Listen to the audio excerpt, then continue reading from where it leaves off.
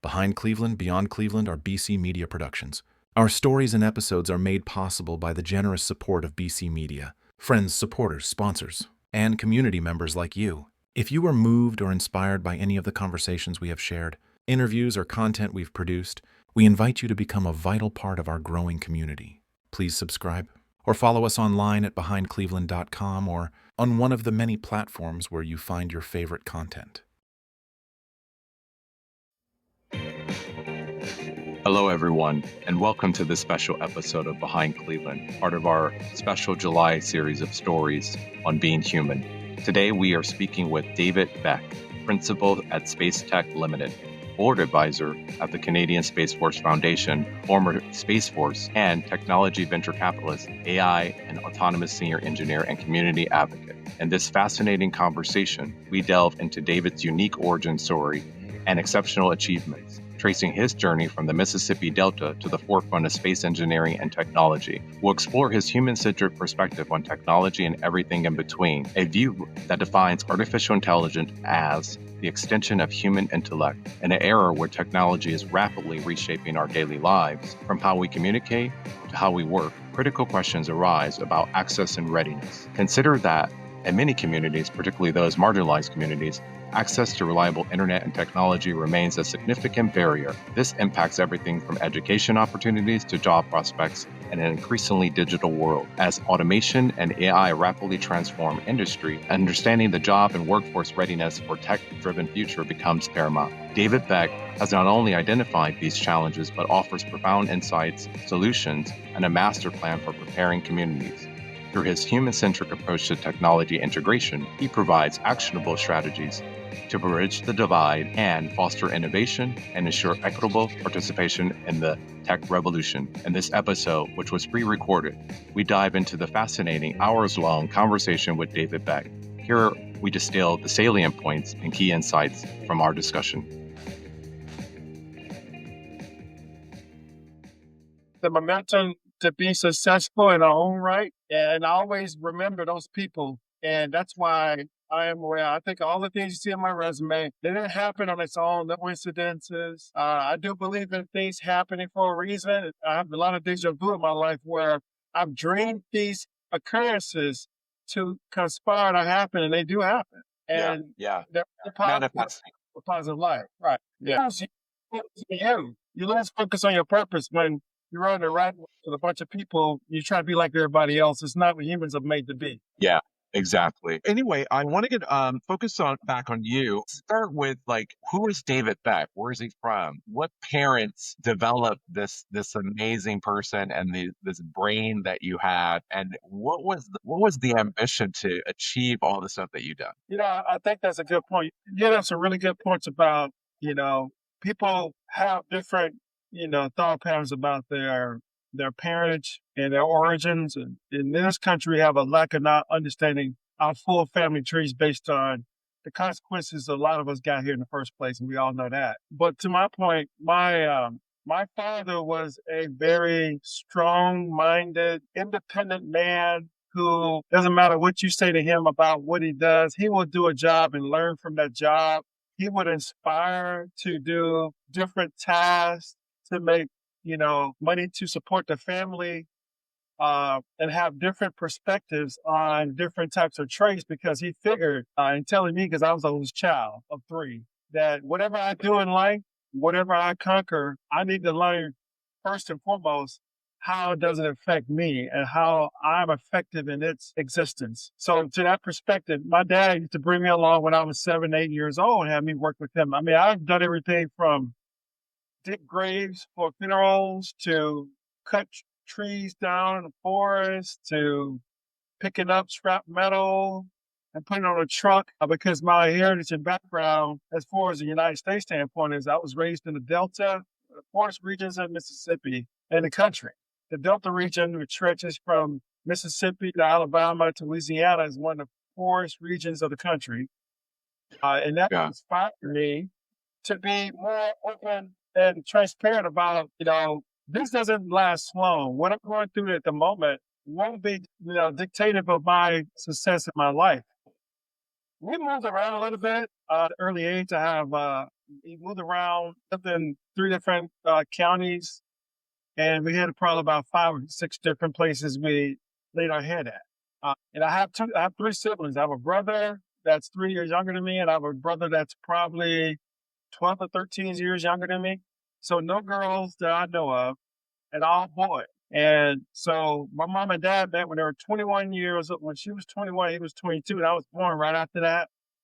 And then, like I said, we grew up really rural in Mississippi Delta. Like there was no technology, barely TVs. We had cars and stuff like that because it was the 60s and 70s. But the point of being in the position I'm in today, there was no discussion, no thoughts. At that time, I would be sitting in this chair, even having this discussion with you on the phone. Because I think at that point, Mississippi was a place of true understanding. We're coming out of the 1800s to the 1900s. But people don't truly understand the potential of the human experience, right? It's not necessarily where you're from, it's where you're at. And I tell the people, it is where you're from, because that perspective channels where you at and where you will be. So my father died when I was 12, but I think that infused me to be a leader. And I decided to, from that point in my life, to spend a lot of my time getting to understand and be a leader and not be a follower. I was always a loner as a kid. Even though I had friends, some of the guys that spent time around the cool kids, the smarter kids than me. I didn't see myself as the most intelligent guy in the group. So I wanted to be around people that were smarter than me so I could learn and adapt to them. But my love for space and technology and engineering occurred much younger. We lived in what you call a shotgun house in Mississippi, in an alley in Grenada, Mississippi at the time. And we lived in a trailer before. We lived on sharecroppers' land. Trust me, there was still sharecroppers' land when I was a kid in Mississippi. We lived in this shotgun house. And one day my dad was going to work, working at this steel mill. And my mom, I think that day, I think it was around 1977, 1978. I was probably 6, 7 years old. And I watched a lot of PBS, and they talked about space and stuff on PBS. But then there was an article that came across the screen about the launching of the space shuttle program. And then I saw a glimpse of the space shuttle taking off. I told my mom and my dad later, when we got home, that I was going to be an astronaut. I want to be an astronaut when I grow up. So I always had this urge within that I was bigger than what I thought I was at the time, and I could do things, even though conventionally it didn't happen the way a lot of people had in their careers. I just forged those areas as I kept pushing myself to go forward. So was that aspiration one of the reasons that you joined the United States military, eventually the Marine Corps? I joined the Marine Corps because my uncle Walter, who went to Mississippi Valley State University, he pledged Jerry Rice at Mississippi State. He pledged with Jerry Rice at Mississippi Valley State. And lived in Mississippi, went in the Marine Corps 1980 and was stationed in the West Coast and was traveling back and forth from Japan and other places during his career. By the time I was in high school, I would see him in his uniform. He was my youngest uncle and my dad's brothers. And after my dad passed away, he became more influential in my life to support me, along with 2 of my other uncles. You know, they were my brother and my mother, and I didn't have any siblings. So he wore his uniform a lot, Marine Corps uniform. I said, that's the best and the greatest service that you can do in the military. And I learned as an intuitive, very, seeking the opportunity to learn more about space, found that Marine Corps pilots, aviation pilots, as well as Air Force and Navy pilots are chosen for the space program. So I said, well, let me sign up to go in the Marine Corps.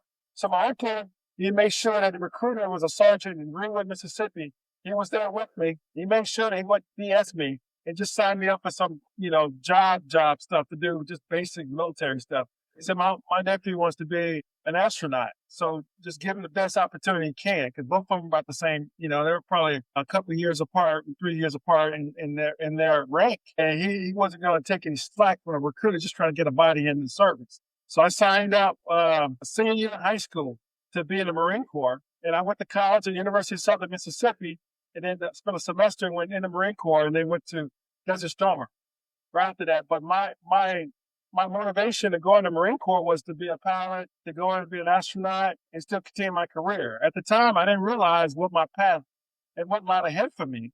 I was just pushing on, trying to make things happen. So, do you think Desert Storm influenced how you view leadership and maybe gave you some more perspective on a direction in life? Well, I was very much directed because of the situation occurred in family structure. After my father died, I had to take leadership in a lot of things. My mom was a passive person, and I was an active person. And my grandmother helped push and activate those skill sets.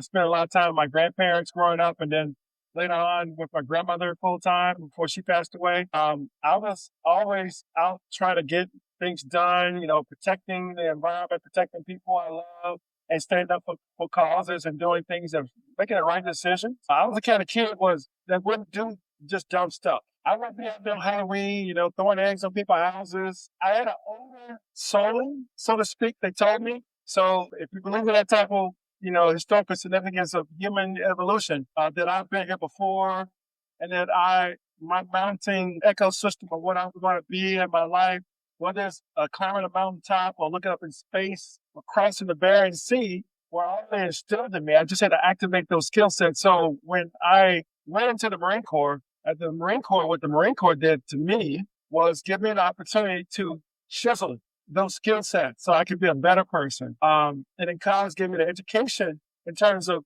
tapping into the knowledge areas to learn more about technology. But I think my uncle said that he was a Marine and standing up for the only Marine I had in my family at the time that I knew of was like, I need to forge a path for myself. And I love science. I mean, I'm a science guy. I wasn't the smartest guy in math. I wasn't the smartest guy in physics. I was really good at chemistry. And I think chemistry is the basis of communication. Chemistry of learning how people correlate together, how things go, how things are created, the materials, factors of elements, and how metals and plastics and engineering go and become systems of systems. It's one of the key things that I found that are very much, part of my love for science. And that's what pushed me forward. So, talking about let's switch gears a little bit. So, let's talk about technology in a from a high level place. But you're going to have to walk me through it because although I'm pretty tech savvy, the back end is an enigma to me, right? It's something that I know how it functions, I know how it works, but that's a fascinating world that I still have yet to discover. So, thinking about AI, how would you explain in simple terms, specifically aiming at demystifying it all for communities that are labeled marginalized, Black and Brown communities, even women? How would you describe AI, and then what benefits? Why should people be interested in it? Why is it a big deal? How is it going to benefit our lives? Right? What impact is it going to have? And is there really a future using AI in a responsible way? So the basic set of statements of artificial intelligence and science in general is that we have a identity crisis with AI and science and space too. As well, I've mentioned this future perspective at a conference in Canada a few weeks ago, 2 months ago, that we have a identity crisis. And the reason I say this is that artificial intelligence is basically what it is in a nutshell. The extension of the human intellect is taking your thoughts in your mind and then transcribing them to another level outside the human conscious, thus making them artificial. Because if they're part of your consciousness, it wouldn't be artificial. It'd be human. It'll be interactive, it'd be survivable, it'd be liquid, it'd be thoughts and patterns and neurons and all the things that make humans who they are. So taking them thoughts in your head, moving them and transcribing them to code outside the human body, extending them beyond the human reach. That's what artificial intelligence is. And the fact that people do not understand that artificial intelligence has been around for thousands of years. The perspectives of using code are not so in our own perspectives. Now, if you look at other things in the nature of human evolution, you'll see that we are not the first, nor the last to use these type of elements. But to the point, if you are a caveman or you're a hunter-gatherer working in Southern Africa or Middle Africa, and you are building a contraption to take a horse or an animal to a market and have them march or work a specific task, that is considered artificial intelligence. But you're taking the thoughts of a human and you're applying to the world to do something that you can't do as a human, But if you use your thoughts and your lay way of networking something to happen in a way to benefit the human, it is being done. That's basically what artificial intelligence is. I think part of the problem is that over the past 50 or so years, technology has grown so much and so fast that the average human have not grasped the understanding that this is nothing new. It's just an extension and a development cycle that's spun out of control so that you don't understand exactly how 1+1 actually equals you. Interesting. That's a very interesting way to put it. I never would have thought or associated my thought or idea being transformed to something as simple as a horse and a buggy and relating it to AI. That's a deep one for me to process right now. Well, I appreciate that. I think that the more we market and transcribe to each individual person how artificial intelligence has always existed, how it can benefit or negate your understanding of how the world is evolving, then we really can make a dent in the fabric of understanding what AI really truly is. And that's something that we need to start looking at from an education standpoint. Yeah. I mean, I get it now that I'm really kind of just like sitting on it. I'm like, wow, wait, I could figure this out. And I'm thinking like, no, that's absolutely correct. Because instead of a computer processing it, forming it, what have you, acting it out, it's just more analog, I guess, right? Or even before that, there is like, you have the engagement of the animal or the horse, as you put it, and the buggy and everything, and your idea is already it's being carried out, and not just being carried out in your presence, but that idea is being utilized by many other people simultaneously at any given day, at any given time, anywhere on the planet. So now you have a whole world or a community using a buggy and a horse for transportation. Yeah. You're thinking right now, you want to be in Tahiti, but your body cannot walk you to Tahiti from Cleveland. So you create an opportunity, artificial environment to get you from point A to point B. That is artificial intelligence. Right. Wow. That's Yeah. The way we relate to it, I think, is basically how it's being marketed and presented to us. But when we actually have the time to really reflect on what it is that we are engaged in, which that brings me up to another question, not necessarily directly related to per se your background or tech or AI, but there is what is called now time. Timelines are another thing of something that I've been researching personally and professionally, and on one of my stories that I'm doing later with another writer who studies the origins of mankind, and he talks a lot of he speaks specifically about timelines and how timelines really don't exist. They're constructs, and that the only time that really matters is now. When you just mentioned that when you can't walk to Tahiti, you have to figure out a way to either transport yourself there, whether that's physically or by some other means, and then also be able to still do the things that you do as if you were there physically. Like you want to be able to see, you want to be able to look around, you want to be able to even sense, right? He talks about how time and the manipulation of these timelines in the right and appropriate way can grant someone that ability. What do you think about metaphysics in that way? I think there's a really good use case of that. I think it is possible because of the fact that we sit here and talk about something, and if you go back in time, someone actually thought that and did it. And we're just remembering the process they used to do something, to create a project, to create a process, to create an avenue of transportation. But the physical sense we see is made up of zeros and ones, just as much as it's liquid, it's material, it's science, it's evolution, it's energy. Time is a level of energy displaced across a void. Because if you look at everything from when you get up this morning till you go to work, and you go home, and you go to sleep, everything's on a time cycle. Whether it's a time cycle that's created by man or a time cycle that's created by the sun rotating Truly occurring. Yeah.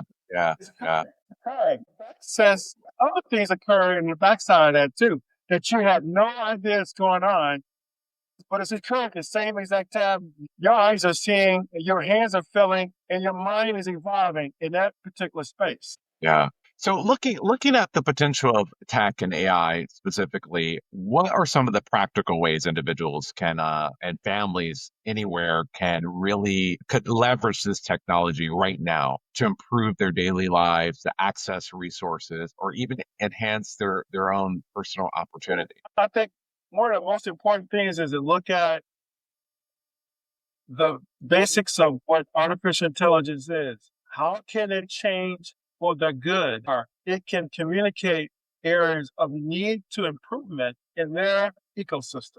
Apply those technologies or thoughts from a community effort to gain exposure or to adapt to ways to increase the opportunities for the kids, older American citizens, and people who have not even had an ounce of understanding what artificial intelligence is.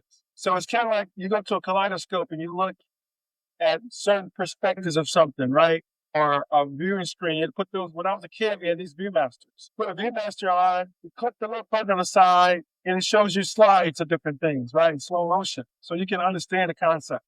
I think that's the way you need to do with artificial intelligence. It doesn't matter what your academic background is, your social economic stance is. Artificial intelligence plays a piece of everything you do in your life every day. From the water that comes out of your the plumbing, the electricity comes through the wiring your house, the car that you get in every day. It's already there. They just don't understand the process of how it's used. And the basic necessity has already been with us for thousands and thousands of years.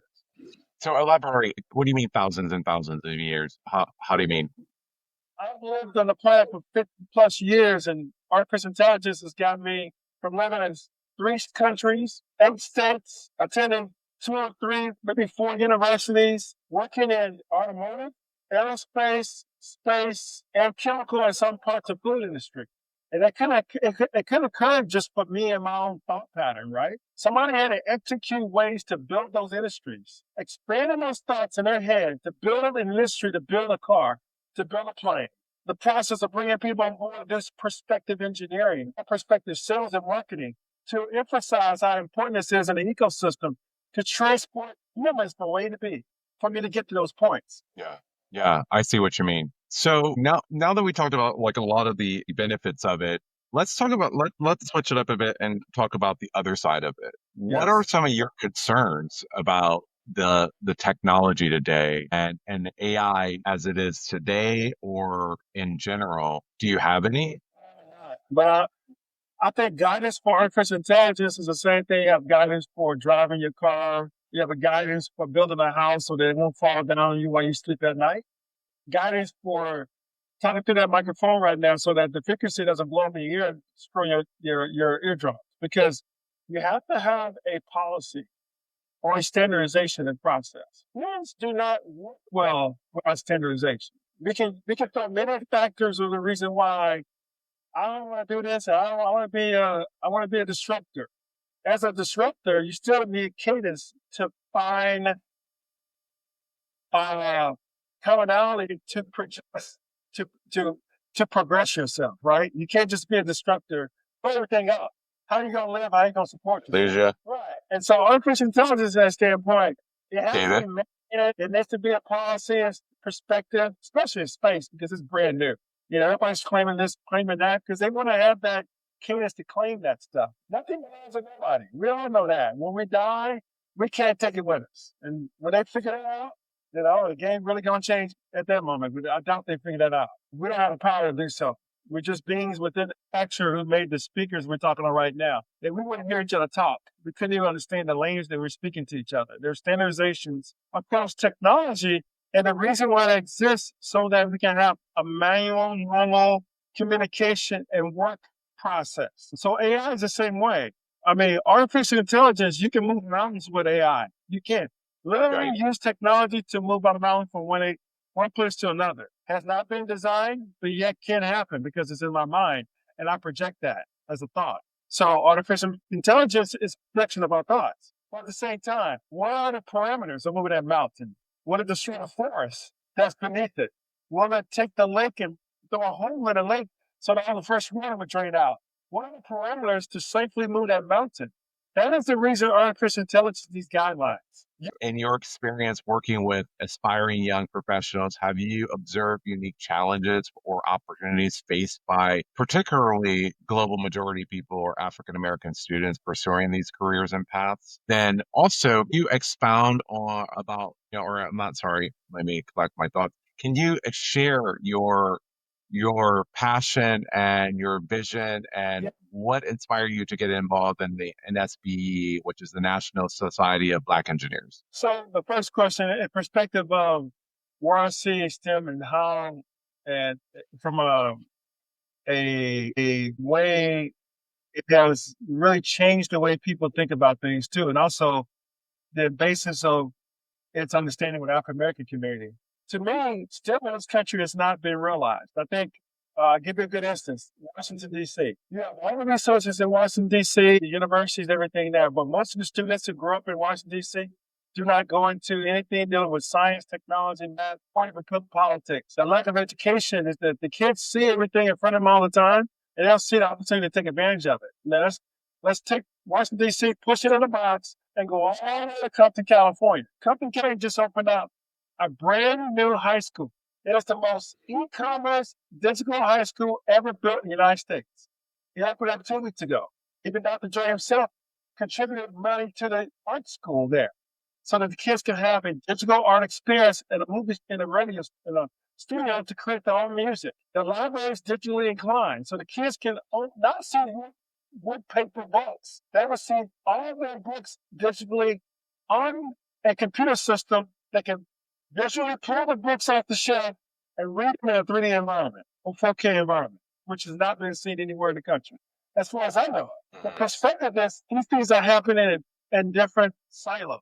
And as things happen in silos, we do not get a full perspective of education and learning. If you look at the progression of education in terms of math and science in this country, from the 80s and 90s, there was probably, I'd say, 1/3 African American, majority white, Native American, Latino. Things have changed now where most of it is Indian, Asian students, far more African American students. Most of them are women, girls in STEM, not the guys in STEM, but Caucasians.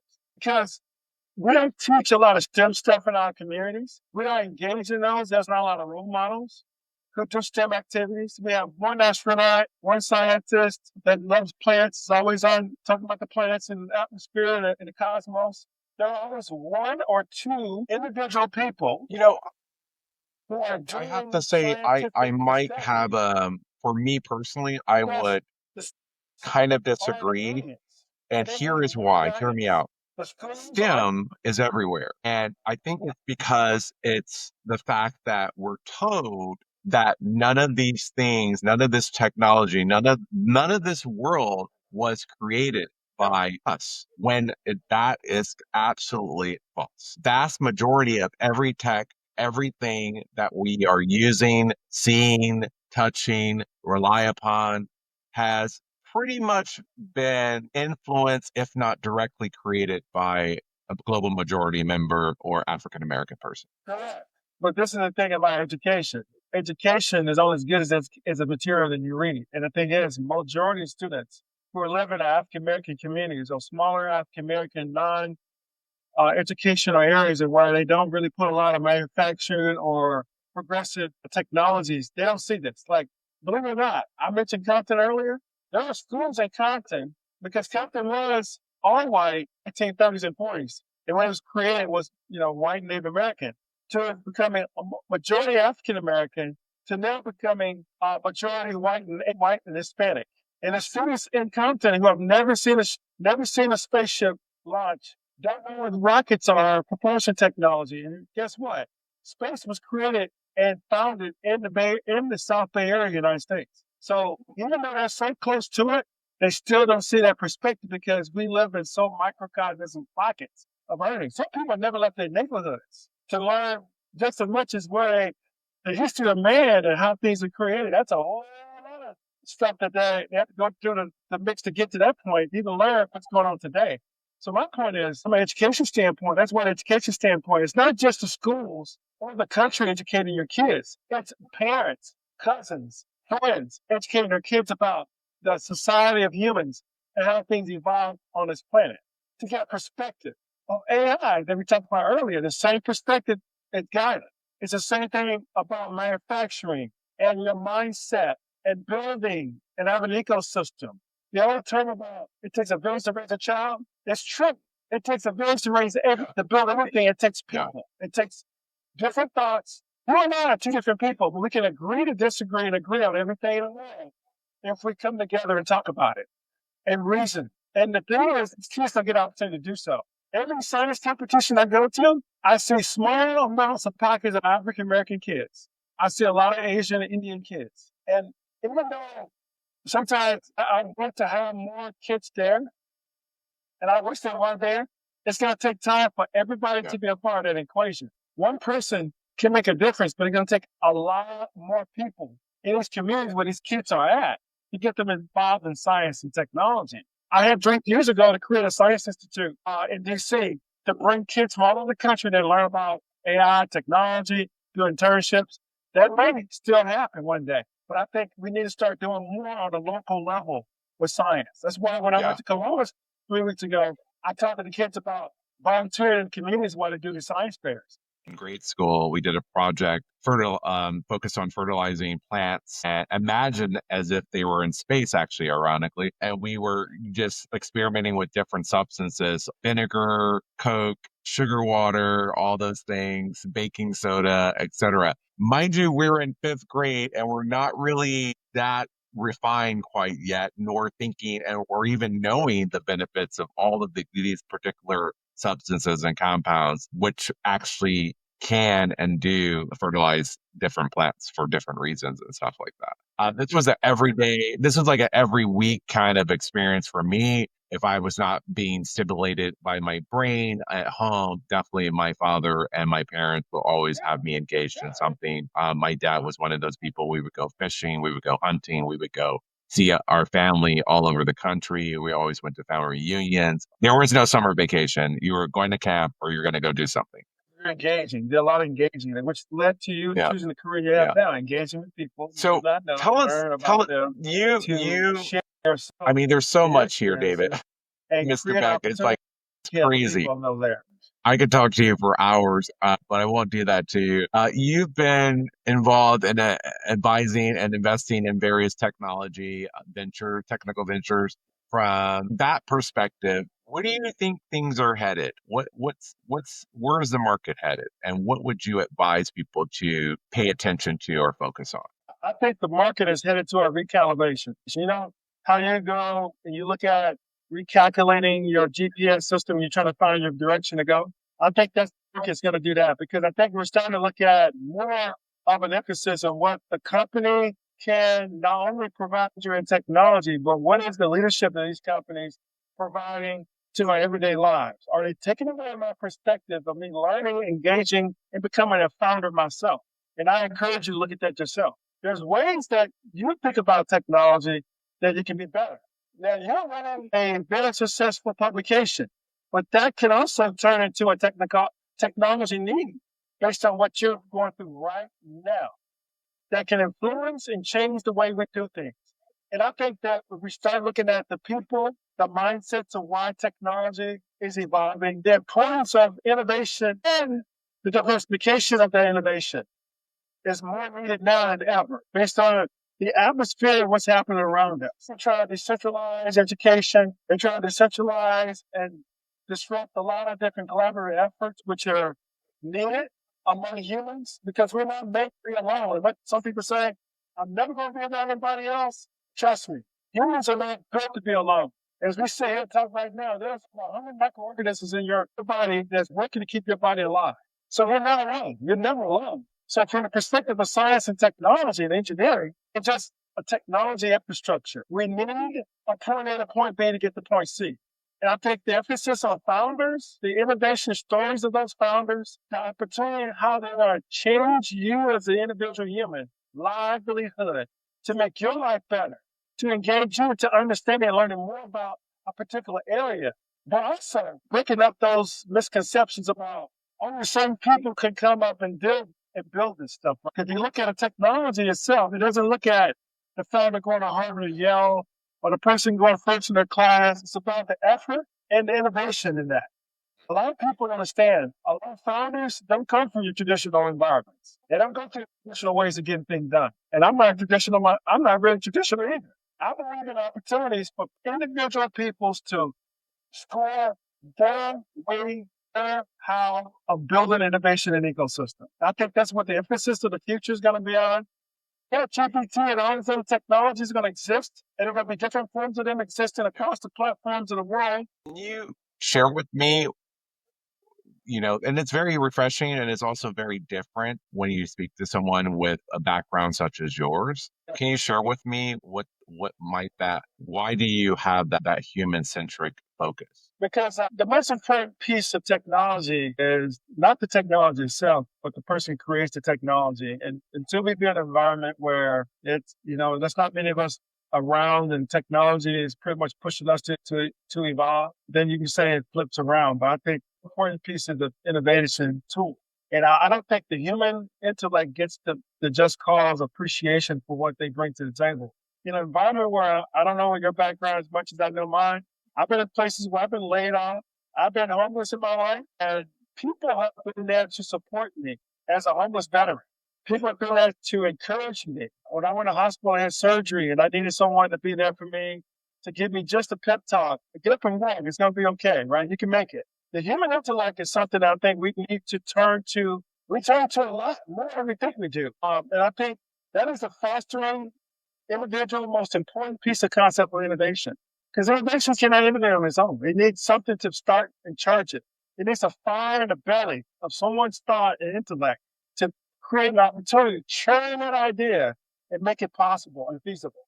And that's why I look at the human piece of it being the most important piece. We don't leave jobs, we leave people.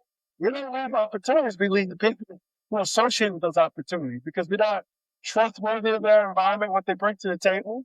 Because technology is what it is. It is a code of zeros and ones, but the people make them what they are, and they push the opportunity for them to be successful. Most importantly, if you look at the situation that occurred yesterday, I'm not going to say any names. Stock has dropped because the technology is selling. I have one of the vehicles in my house, in my garage, but stock has dropped because people confidence level and the person leading that organization has started to decline. So that's why I say people are the most important part of an ecosystem we have. I mean, without you, there would not be the publication that you have. I mean, I looked at your website. I said, there's been a brilliant person behind this because it encompasses everything about what Cleveland is. I live in Ohio for 3 years. I have family in Cleveland, and I've been in Cleveland many times. I saw your page and I got excited. I said, this is very visual. Yeah. Humans are visual. Yeah, I appreciate that. Thank you. Yeah, it's definitely was started in that vein with that kind of that energy behind it. First thought was that, being a boomeranger back to Cleveland, having lived in California most of my life as an adult, and then other places in the world here and there for a couple of years, Spain, San Francisco, etc. But Southern California is, pretty much I'm an Angelino through and through. But coming back home to the Midwest was quite an experience. When I did journey back around 2012, I started went back to school because I just like to stay engaged and always learning at the Urban College for Urban Planning and Policy. But I also was working in the School of Social Work because I just thought that was so fascinating, but also very weird that, if we're learning and studying to built environments, would it not be appropriate to have human needs awareness or social work awareness, right? So I joined the annual conference on social welfare and policy and did that for about 3 years, but got back here and I immediately felt, and I still feel this way, and I hopefully part of what I'm doing now is beginning to help change that, but I thought a lot of people were still in their silos. They were still busy talking so much about themselves, trying to sell you something, win you over, influence you, or dominate you, but mostly it was self-focused, so self-centric, and vast majority of people were just patting themselves on the back. It was just all so ego-driven. And that is just my perspective, my opinion, but they weren't talking about anything. They weren't really uplifting anybody. They might have the mission, it might say in their mission or their goal is to like do this and, promote more inclusivity and blah, blah, blah. The outcome or their actions were just the vibration of it all, and the act of it all was not really resonating. And like I thought it was a good opportunity to share people's stories, tell their narratives, amplify their voice, and get people to see their neighbors, the people that they're arguing with on social media are human beings, other people who have opinions just like theirs, but mostly to just get people to see that we're all humans on the ground here, boots on the ground, living out our lives, and everyone has a story. And I think if you share that narrative or that story, it helps just a little bit to make the world a better place. I agree with you. That's why I think, Cleveland is a good example of an area that exists that is a direct mirror image of the United States. And I say this in all perspective and appreciation because you have Cleveland Heights, where a lot of people live at, the back history of Cleveland Heights, where a lot of mining, those areas right there. You have the area where a lot of people have settled through the Great Migration from the South to live in Cleveland. You have the regions where they were controlled by a lot of steel and manufacturing that existed out of Pittsburgh, and automotive, which has started to change and gone away. And you've seen a push of people to say, we got to look at learning, adapting, and building different infrastructures so that the citizens can get the opportunity to progress. Because the recessive of losing something you've done some 30 and 40 years has had a mental ability on people to digress themselves and not really give them their best. But the Midwest is middle is like a curtain call. You close the curtain in the middle of the Midwest. You open the curtain, and the Midwest is right in front of you, where everything else is on all sides of the stage. And there's a lot of talent there. I lived in Cincinnati for 3 years, lived in Detroit for 7. So I lived in the Midwest for 10 years. Detroit and in Western Michigan. And I learned a lot about how important the Midwest culture is to people. People just want to get to the story, the human part of it. But shifting the focus back to you, I appreciate that, by the way. Thank you. Shifting the focus back to you. So how far off are you from making it to space? You had the aspiration as a young kid, and you've done all these amazing things, achieved a great deal. Do you ever see yourself actually making it to space? I don't know at this point in my phase if I have the health that passes the rigor to get in space. I know you're seeing these launches with the ladies launching in Blue Origin. They only got 150,000 miles up. That's not in space. That's basically on the cusp of going into the atmosphere. So that's not far up. That's why they had a week of training. To go full into space, that's a little different. Astronauts that came down on a recent SpaceX Falcon 9 mission can tell you, once you're out in the atmosphere, it pulls your spine, it changes your digestive system. Mentally, you feel like I should be standing on something and something could be pulling me down, but I'm sitting in a weightless environment, which is mentally challenging to the human psyche. But to answer to your question, I think one day, in some perspective, I will see the stars in the sky. And I think really the challenge I want to push to everybody who's innovating in space is to put yourself in that picture as well, to be in space. Like I would love to see behind Cleveland on the space station interviewing people in the next 10 years. And like I said, a lot out to the city of Cleveland from space. This person from Cleveland is in the space station making it happen every day, and they're from Cleveland. So I think I'm already there, but I think if you want to look at it from that standpoint, I think there's a long road to go. I encourage people who are looking to get into space with decentralized technologies, because I mentioned earlier about decentralized, but some things have to be decentralized in order to understand how important they are to the human perspective. DIG is a nonprofit founded by the National Science Foundation to look at decentralizing science. Thank you for joining us on Behind Cleveland. We're grateful for the support of our members, listeners, and our sponsor. Human, a socially conscious clothing brand. We're all part of the same story, each seeing it through a lens no one else can. Yes, we are human. You can check out the human experience on behind cleveland.com to learn more or to make a purchase. Welcome back to the show. This is for those who might be joining us. We were speaking with David Beck, principal at Space Tech Limited, board advisor at the Canadian Space Force Foundation, technology venture capitalist, Space Force, AI and autonomous senior engineer, and community advocate. In our last conversation, we delved into his origin stories from the Mississippi Delta to the forefront of space and technology, and his unique human-centric perspective on artificial intelligence and technology integration into our everyday lives, defining it as essentially the extension of human intellect. Welcome back, David. Thank you. Yeah. We were talking about the conversation before about AI and technology and how people can incorporate that into their everyday lives. Furthering the conversation, I want to shift focus here to something more tangible and impactful when it comes to technology and artificial intelligence. We'll discuss jobs, workforce development, STEM programming, and critically how these advancements affect communities, particularly Black and Brown or marginalized communities, both positively and negatively, and how they can actively participate and benefit from it.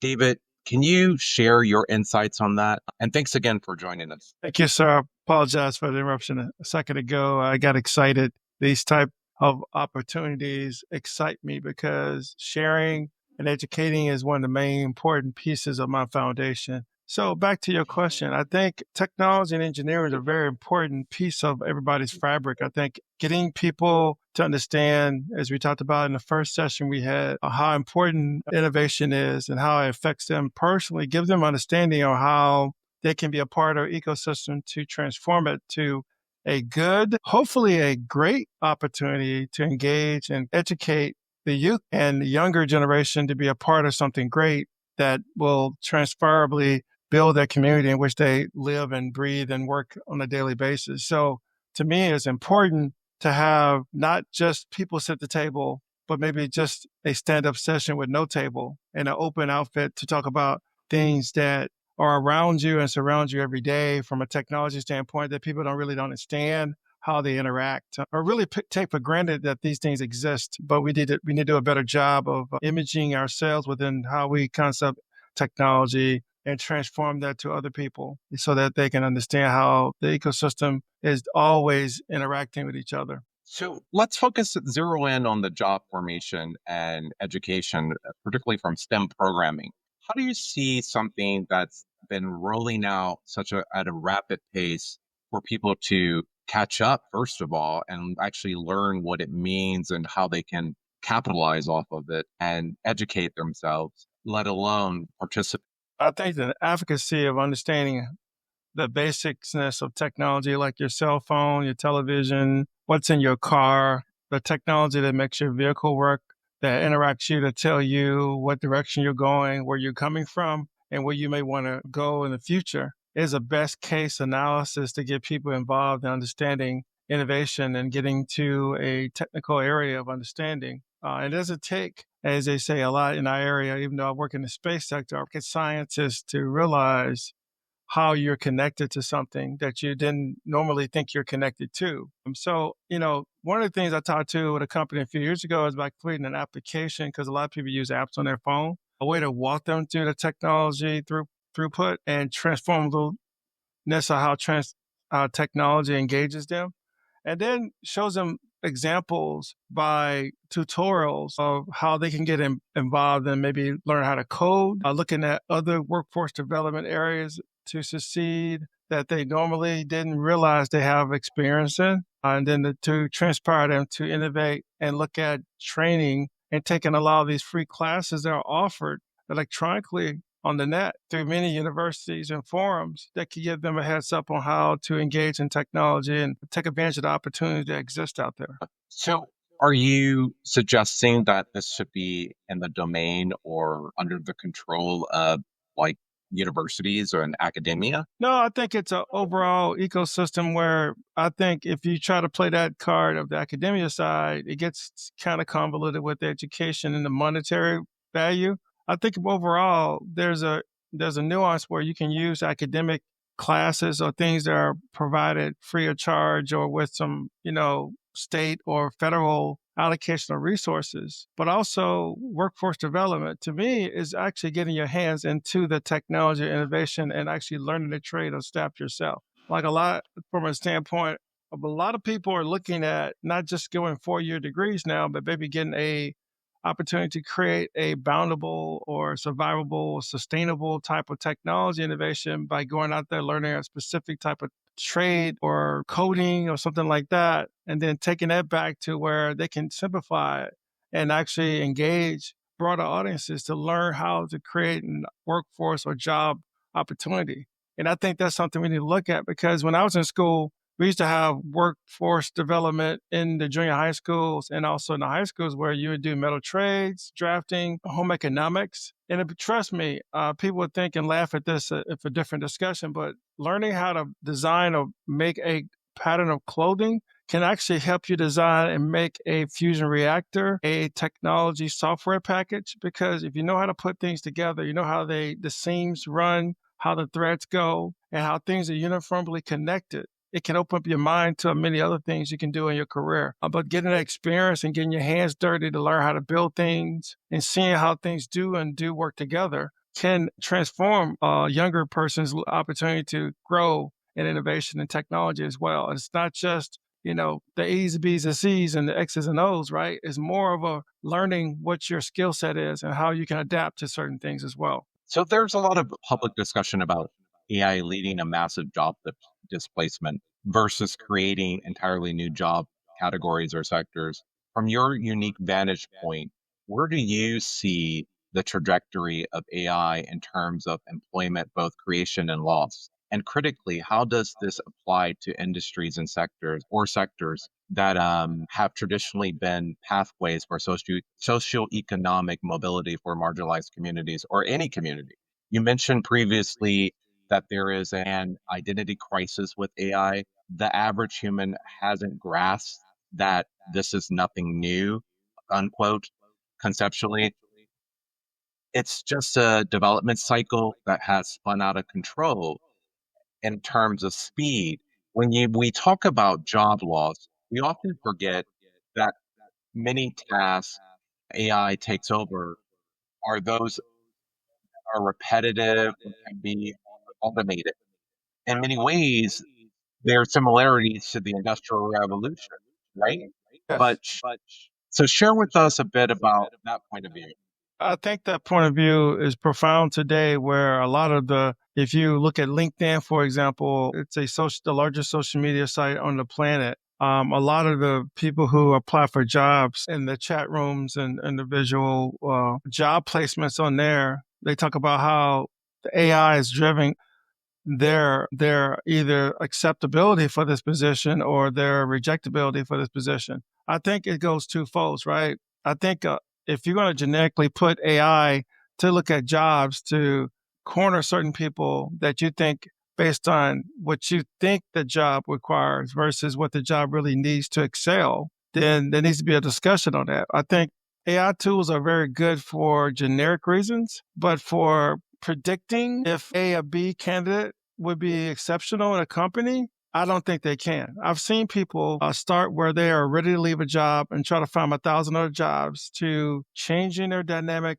of intellect to being exceptional and getting awards within a year in the same position they wanted to leave a year prior. So I think it's more of a good supervisory skills, learning and seeing where this position can take a person, a combination of using AI to find credible sources of people who have the certain intellect to excel in these positions, and also using the human factor to train and adapt as a leader to make this job successful for a company or for a specific job unit.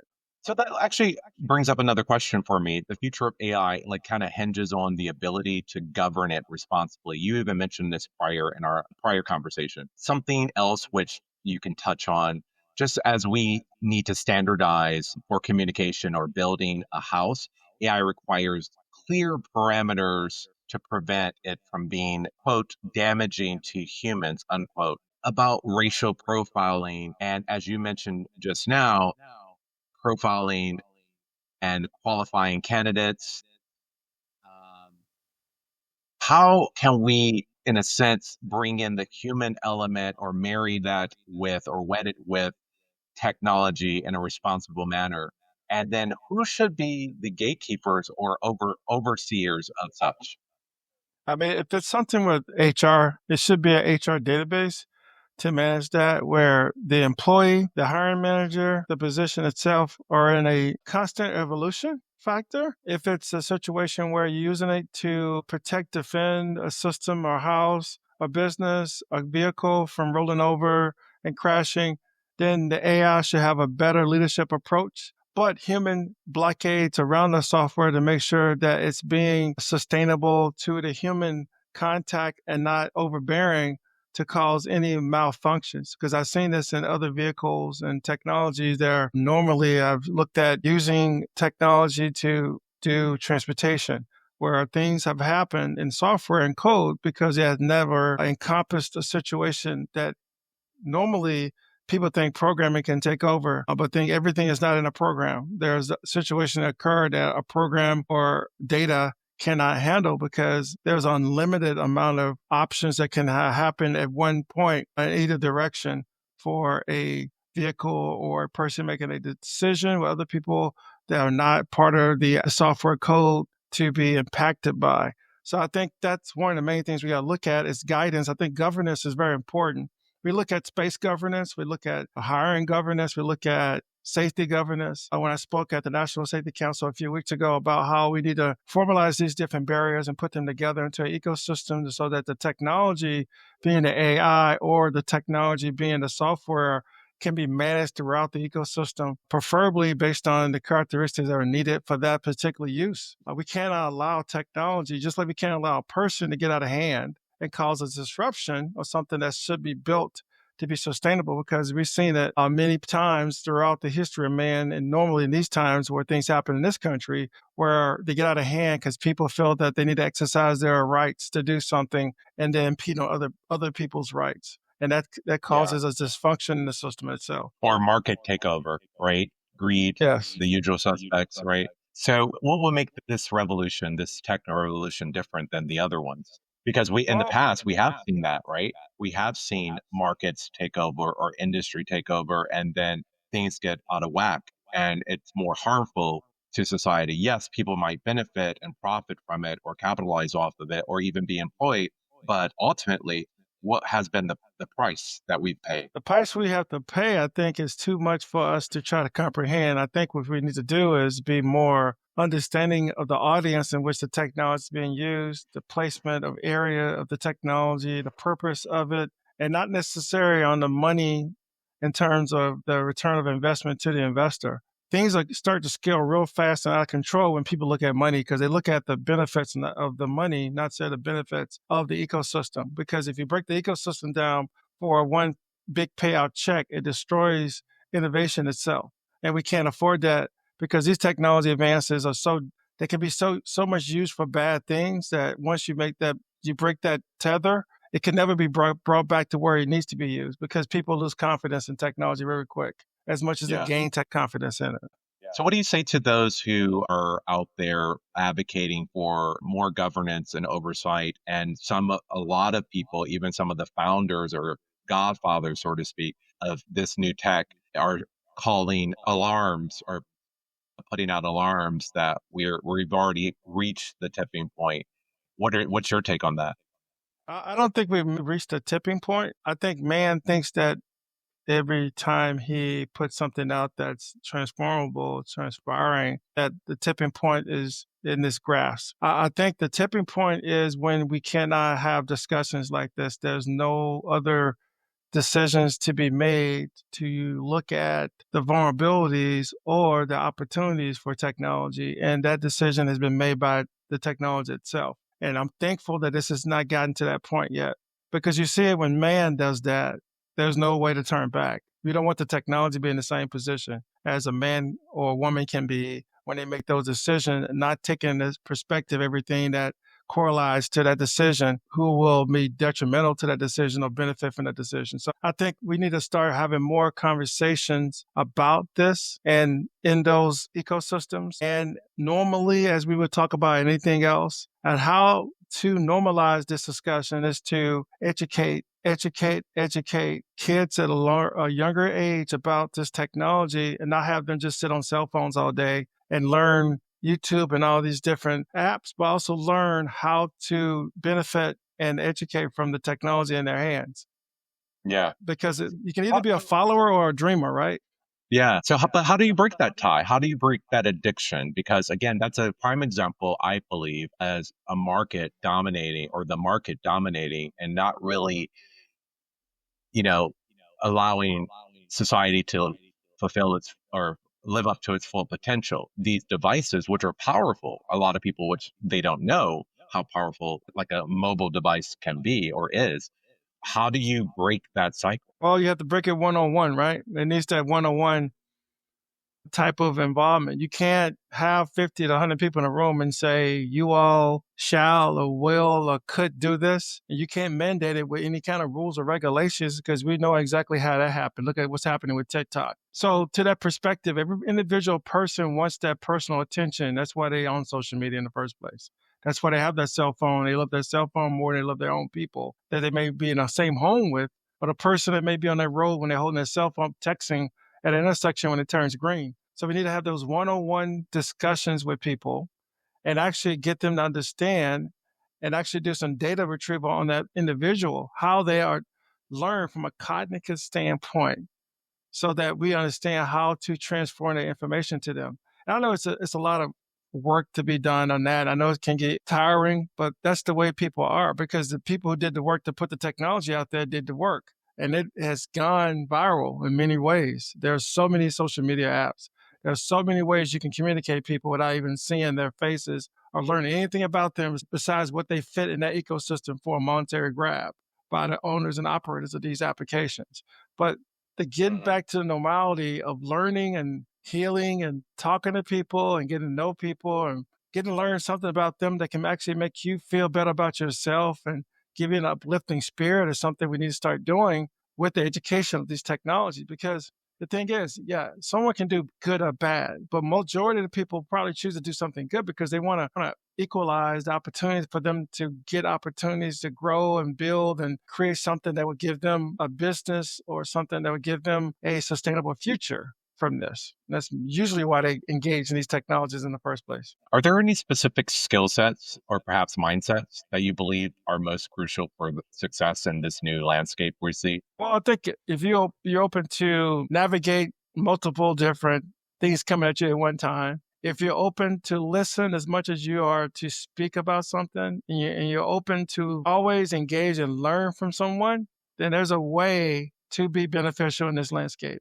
Technology is always going to change. It's always going to be influential. It's always going to have its points of contact and points of demise or demean toward people. It depends on what it's shaped and built for. But at the end of the day, it's those people in that ecosystem that give it its power to proceed to be good or bad.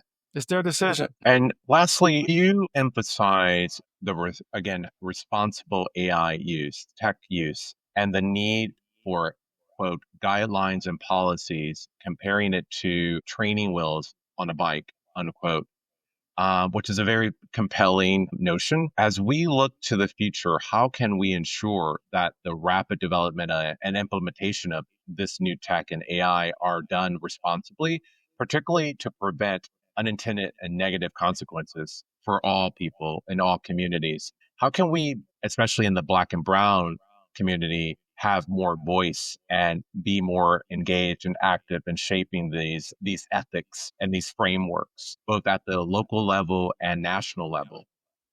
I would say the number one thing, if you live in a city, a jurisdiction, a location anywhere in the continental United States, to actually have a discussion with your local municipality, with your state, look at writing something that would correlate to the usage of what you see from the people you are with, your neighbors, the schools, the businesses in your area, and look at working together, doing your town hall sessions and writing a white paper to look at building that technology infrastructure to benefit the community in which you are in. Because all communities are not the same, all demographics are not the same, and all people don't think the same because they have the same color. So you need to look at specifically those areas and engage the audience who have the decision power to change that technology or that software that's going to get benefit or not benefit your community, and have those discussions before it gets to a point where they have the control over you. And I think that's imperative. We need to look at schools. We need to look at every school, every city in the country to have a technology office to look at technologies, right? It could be one or two people. It could be maybe books or manuscripts that's published once a week on the city or township website. But it has to be some kind of forum where we can get people to one-on-one discuss these things with people. And if they have time to volunteer, if they are in their community, to educate younger, older, and working adults about how this technology will be in their community and be used. Yeah.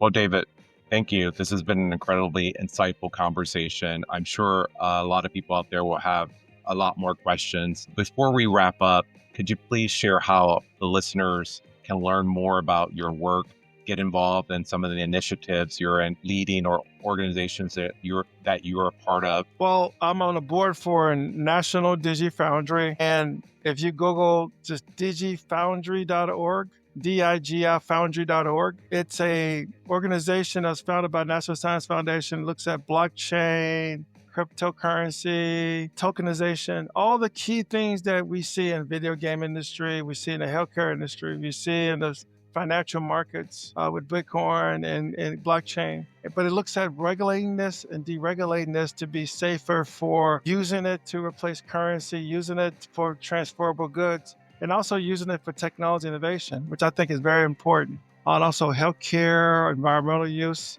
So there's a number of things that you can use this technology for, but it actually teaches you how to get certifications in this area, to learn more about it. Like I said before, getting that education, not necessarily going to a college, but learning through an academy or a certification process or some kind of workforce development with your local city, county, municipality, or state to learn and engage in learning the ecosystem, to be a part of the ecosystem and transform the ecosystem for your peers in your area. Also, LinkedIn, creating a LinkedIn page, engaging with people, applying for jobs. I'm on LinkedIn. It's David, Dave, Beck. Reach out to me, add me on social media.